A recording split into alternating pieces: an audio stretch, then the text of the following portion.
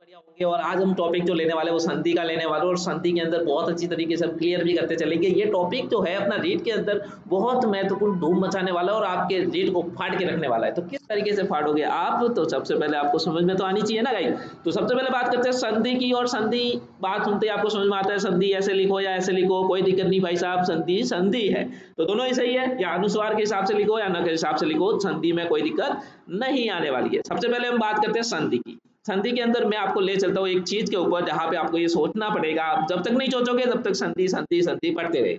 आप बचपन से पढ़ते आए हो, मुझे बताया, मैं भी पढ़ते आया हूँ। लेकिन मैं आपको बताता हूँ एक चीज, मैंने कहा दो या दो से अधिक वर्णों के मेल से संधि कह सकते हैं क्या, या फिर दो वर्णों के मेल से उत्पन्न विकार को संधि कह सकते हैं क्या, दो या दो से अधिक शब्दों के मेल से उत्पन्न विकार को संधि कह सकते हैं क्या, और दो शब्दों के मेल से उत्पन्न विकार को संधि कह सकते हैं। बताइए, इस चार तरीके से मैंने आपको संधि के जोड़ के रख दिया। भाई साहब उलझन में पड़ गए ना, तो उलझन में नहीं पड़ना है भाई साहब। यहाँ पे ध्यान क्या रखना है, संधि किसे कहते हैं। सबसे पहली बात, तो सबसे पहली बात, दो शब्दों के मेल से संधि नहीं बनती है भाई साहब। दो शब्दों के मेल से नहीं, दो वर्णों के मेल से, दो वर्णों के मेल से या दो से अधिक वर्णों के मेल से क्या उत्पन्न होता है, विकार। विकार का मतलब बदलाव आना बहुत जरूरी है साहब। संधि के अंदर बदलाव जब तक नहीं आएगा तब तक विकार उत्पन्न नहीं होगा। तो आपको यहाँ तक बिल्कुल क्लियर करना है। बात करते हैं दो शब्दों के मेल से, अधिक मेल से, ये सभी बातें आपके दिमाग में मत निकालो, बाहर निकाल दो, है ना, डालनी नहीं है। तो ये वाली हटा दो, ये वाली हटा दो। आपके दिमाग में क्या आ गया, आपके दिमाग में आया कि दो वर्णों से मेल से उत्पन्न विकार क्या कहलाती है, संधि। और संधि के अंदर जब बात की जाती है तो संधि के अंदर क्या आना चाहिए भाई साहब, बदलाव आना चाहिए। बदलाव का मतलब विकार उत्पन्न नहीं होगा ना। विकार उत्पन्न नहीं होगा तो क्या होगा, यदि संधि के वर्णों से मिलकर मेल नहीं बनता है, विकार उत्पन्न नहीं होता है, तो वो आपकी संधि नहीं है भाई साहब, संधि नहीं है। उलझन में मत रहना, उसे कहेंगे संज्ञान। क्या कहेंगे, संज्ञान। जिस वर्ण के मिलने से बदलाव नहीं आए वो क्या कहलाएगा, संज्ञान कहलाएगा। और संज्ञान यदि हो जाता है तो आप समझ लेना ये वाला टॉपिक हमारे लिए बिल्कुल भी महत्वपूर्ण नहीं है गाइस। तो समझ में आ गई आपको संधि में किस तरीके से दिमाग लगाना है। तो आइए चलिए अब एक एक चीज को क्लियर करवाता हूँ। संधि का शाब्दिक अर्थ क्या होता है, मेल या मिलना। अब आपने मेल भी कर लिया, मिलना भी कर लिया। अब बात करते हैं आगे, दो या दो से अधिक वर्णों के मेल से क्या उत्पन्न होता है, विकार। मैंने आपको बता दिया, दो वर्णों के मेल से उत्पन्न विकार, ये बात कर दी। अब दो शब्दों के मेल से भी उत्पन्न विकार होता है साहब, लेकिन वर्णों के मेल से ही संधि बनती है साहब। तो यहाँ तक क्लियर हो गया। अब बात करते हैं संधि आई तो आई कहाँ से, ये भी तो पता होना चाहिए। आप आए तो आप कहाँ से आए, तो बिल्कुल साहब गलत मत मानना, आए तो हो इस धरती पे। तो कैसे आए देखिए, संधि शब्द संस्कृत के सम, सम यानी मिलना, सम यानी मिलना, और धा यानी धारण करना। क्या करना, धारण करना। किससे मिली है, धातु से मिलकर बनी है, जिसका मतलब है भाई साहब मेल या जोड़। बताइए संधि समझ में आई, संधि बहुत अच्छी तरीके से समझ में आई, मुझे भी पता है, आपको भी पता है। बात करते हैं नोट के अंदर। अब नोट के अंदर चलो थोड़ी देर के लिए, क्योंकि दो वर्णों के मेल से ही क्या बनती है, संधि बनती है। तो जैसे अति धन अधिक, अति धन अधिक क्या है, संधि विशेष है। अब इसमें क्या है, ई धन अ आया, ई धन अ आया, क्या बना है, अत्यधिक बना है, अत्यधिक बना है। अत्यधिक से बदलाव आ रहा है ना, तो ये साहब आपकी संधि है। बात करते हैं प्रतिधन ज्ञा। प्रतिधन ज्ञा मतलब कि आपको यहाँ पे प्रतिज्ञा ही मिल रहा है, बदलाव नहीं आ रहा है, तो इसको संधि मत बोल देना भाई साहब, नहीं तो हो जाएगी रामायण। आपको बोलना है संज्ञान है, ये क्या है, संज्ञान। उम्मीद है आपको यहाँ तक समझ में आया होगा। Thank you so much for यहाँ तक जुड़ने के लिए। आगे और बढ़ेंगे भाई साहब, जाना मत, सुनिए सुनिए आगे। आगे हम यहाँ पे देख रहे हैं, यहाँ पे देखिए, अब जब भी संधि विच्छेद करते हैं तो हमें क्या देखना है, एक तो पूर्व पद देखना है उसका, और क्या देखना है, अंतिम पद देखना है। ये ध्यान रखना है साहब, उसका पूर्व पद और अंतिम पद देखना है। अंतिम पद का कौन सा, प्रथम। समझ में आया, अंतिम पद का कौन सा, प्रथम, और पूर्व पद का कौन सा, अंतिम। अब कैसे देखिए, मैं आपको बता देता हूँ। अब यहाँ पे आगे या आ जाइए फटाफट, ये क्या है, पूर्व पद का अंतिम वर्ण ये देखना है, और यहाँ पे देख सकते हो अंतिम वर्ण का प्रथम वर्ण देखना है साहब। इस तरीके से बढ़ती आपकी संधि बढ़ती जाएगी और आप करते जाओगे। यहाँ पे देखिए, जब कोई बदलाव नहीं होगा तो क्या होगा, वो संयोग होगा आपका। उम्मीद है समझ में आया।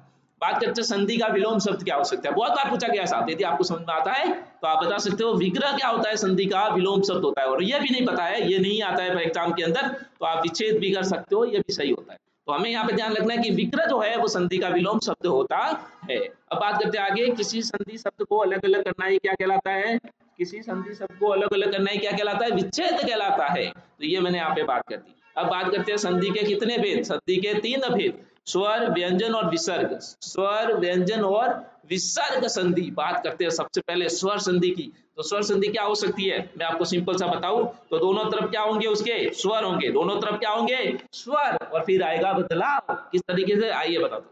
चलिए फटाफट से, यदि संधि के पूर्व पद का अंतिम वर्ण स्वर हो एवं उत्तर पद का प्रथम वर्ण क्या हो, स्वर हो, तो दोनों के योग से क्या उत्पन्न होगा, विकार, मतलब परिवर्तन। परिवर्तन जब तक नहीं आएगा तब तक आप कुछ नहीं कर सकते। बात करते हैं स्वर संधि के। यहाँ पे हम 5 भेद देखने वाले, कोई 10 तो नहीं बताएगा साहब, 10 भेद नहीं है, कितने हैं, 5, ये ध्यान रखना है।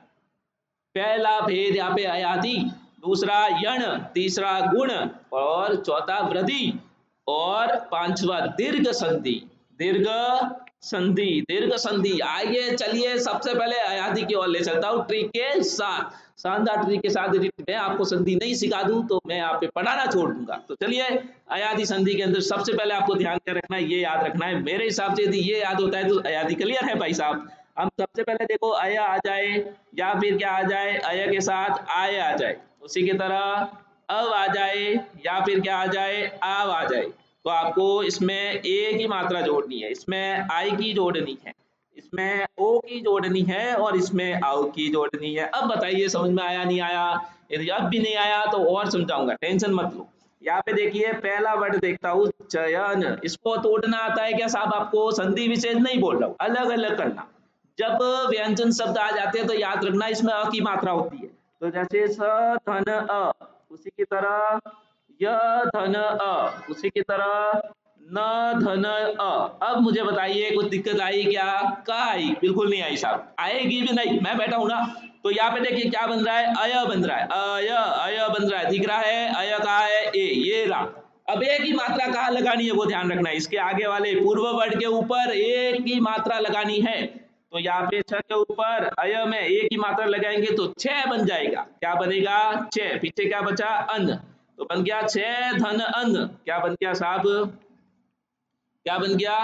6 धन अन्न, 6 धन अन्न। अब मुझे बताइए कोई दिक्कत आपको? 6 धन अन्न कितना आसान से बना के बताया, तो कर सकते हैं ना हम लोग? बिल्कुल कर सकते हैं। बात करते हैं विधायक की, इसमें देखिए मात्रा है तो मात्रा को पहले लिखना है। वह के साथ किसकी मात्रा? ई की मात्रा। ध्यान देने वाली बात है, बिल्कुल भी इधर से उधर गए, वीडियो में भटक गए तो आपकी संधि गई। क के साथ क्या है? आ की मात्रा। बोल दिया ना मैंने, य के साथ अ की मात्रा है, क के साथ भी अ की मात्रा है साहब। इसमें बन रहा क्या है? आय बन रहा है, अय आय, यानी कि आई की मात्रा। कौन सी मात्रा? आई की मात्रा। तो यहाँ पे क्या बन जाएगा? वै धन, वै धन क्या बन जाएगा? अक, अक।